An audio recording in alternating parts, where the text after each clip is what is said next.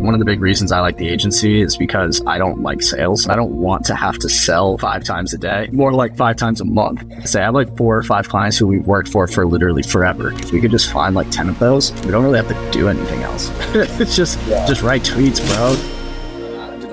I did Facebook drop shipping, which I don't think is a thing anymore, but it used to be a thing. I made some decent money off of that. I did crypto, NFTs, honestly did really well there. But then when the market crashed, I was like, okay, let me start another agency. I have a marketing degree. I went to college. So I have a marketing degree. I am obsessed with Twitter already from crypto and just like soccer and like all the other shit you see on there. So I'm like, let's turn this into a skill. And that's when I started doing freelance copywriting on Upwork. Found JK. The homie was like the pioneer of ghostwriting back in the day, and went all in on ghostwriting a few years ago, and that was it. But I probably would have shaved off like 2-3 years if I just went all in as like a setter closer. But like I said, back in 2019, 2018, it wasn't called that. So those weren't really things. Like nobody was talking about setting and closing like as words. It was more like a sales rep. Yeah. So anyways, yeah, it's like you said, part-time 6K is insane. Yeah. Yeah, man. How come you obviously had like stacked all these skills, and a lot of people by default, I think they lean into info products because easier to fulfill, usually higher margin, less ongoing client relationships. But it seems like you've opted into the agency stuff like time and time again. Like how do you think you ended up doing that versus like B2C info stuff? Yeah, I just like didn't want to sling some sort of info product that I didn't like believe in. Trust me, like the devil's been on my shoulder in the past where it was like just teach people how to do ghostwriting and reach 10K a month. I ultimately boiled it down to the exit potential of an agency is much higher. Even if I don't want to exit, I just think like I get a much cooler culture and brand opportunity as an agency, or at least with the Birdhouse. So I feel like that's also part of it. And the second part, like agencies, you can exit for like 10, 15, 20x multiples when you hit 5 million in EBITDA. So like 10 mil revenue. So it's like the exit potential of an agency is pretty insane. Like 25, 50 mil, 100 mil exits, not the same in info. Almost impossible to exit in info. You have to be one of the 1.01% to exit in info. I mean, outside of like Gym Launch, I've seen like 2 other decent exits. Whereas agencies get exited every day. Yeah, that's interesting. Yeah, dude, the agency model is, my experience doing both is, it's a lot of work. It's super fulfilling. I think the agency model in the beginning is harder to get off the ground. B2C, like if you have an audience, dude, you can launch something and do well from the jump. But the agency stuff really does compound because transparently, a lot of people that run these B2C info offers, like the products aren't anything crazy. But with an agency, man, if you're doing good work, like the referrals, like I'm sure you get slammed with referrals as well. Yeah, it's about 50%, I'd say, of our marketing is just referrals, which is a lot. But also like it's on that point is one of the big reasons I like the agency is because I don't like sales. I don't do sales like that. I'm good at it, but I don't want to have to sell 5 times a day, more like 5 times a month. And I've had clients that I've worked with since the inception, like 18, 20 months in a row. Still active clients to this day. I have like 4 or 5 clients who we've worked for literally forever. So like if I can just, my thought process from the beginning, and my team knows this, we've all talked about it, it's like if we could just find like 10 of those, we don't really have to do anything else. It's just write tweets, bro. You know what I mean? Like, so our whole business is set up in a way where we're trying to find like our favorite 10 to 20 people to work with, and then you just work with them forever.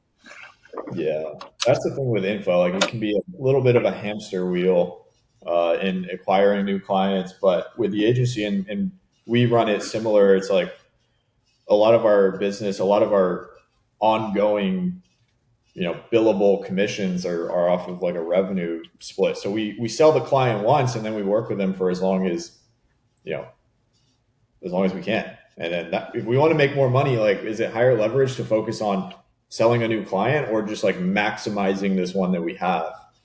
Which, Yeah, I agree. And it's like exactly like you said, like for example, just so that the audience has math, like I have a client on one of my OG clients. We actually started on like a 1K retainer.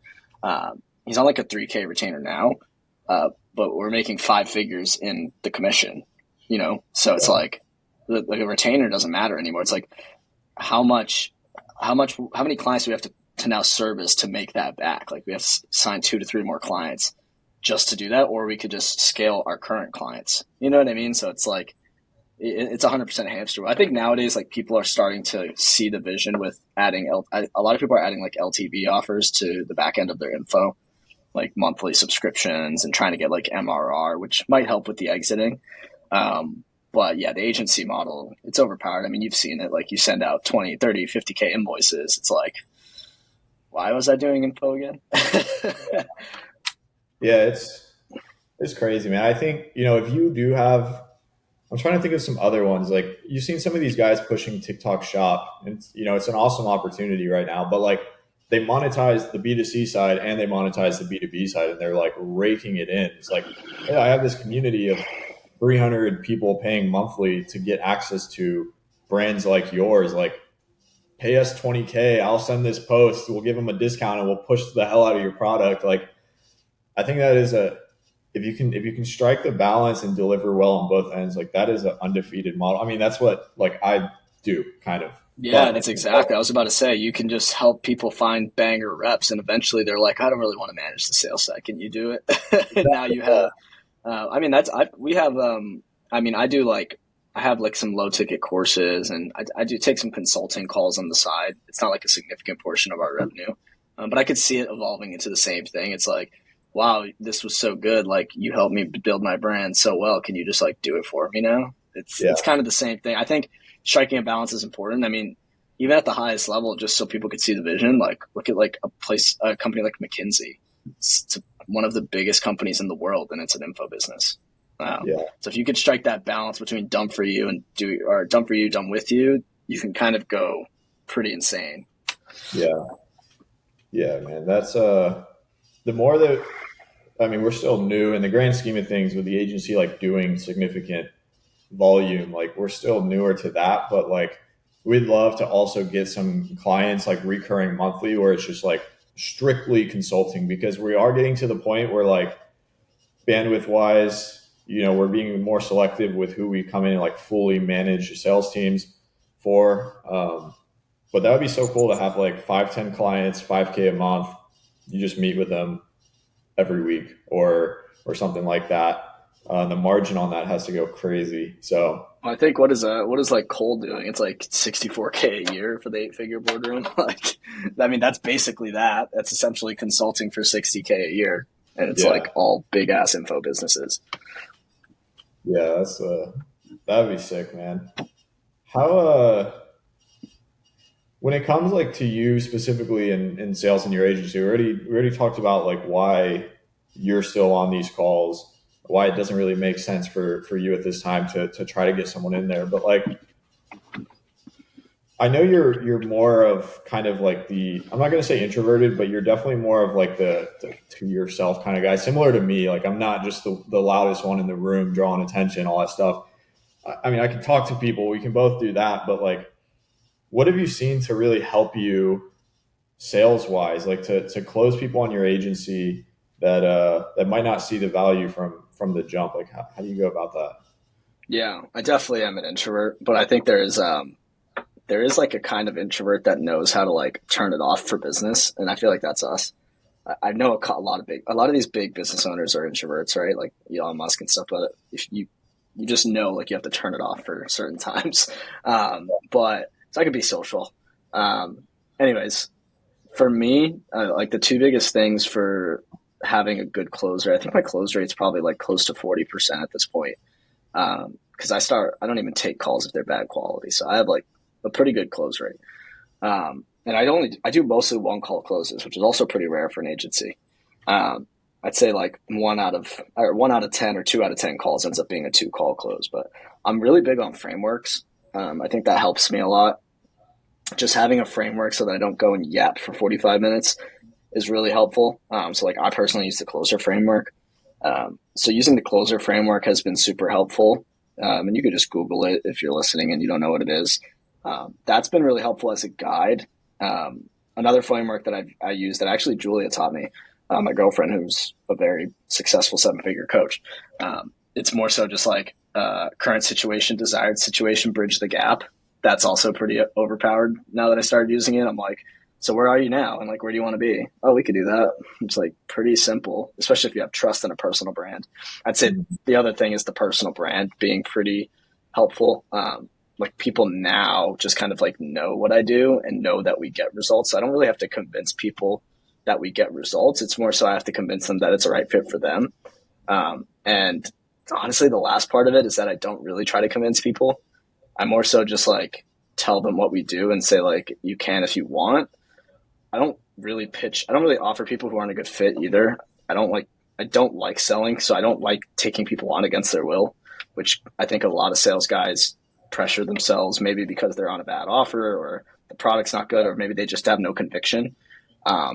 Like I have a lot of conviction, so I don't need to try and sell people. I'm like, you can come if you want. We do this every day. I don't need to like, and also I don't need you guys. Like I don't need the client. So it's like, that's also part of it.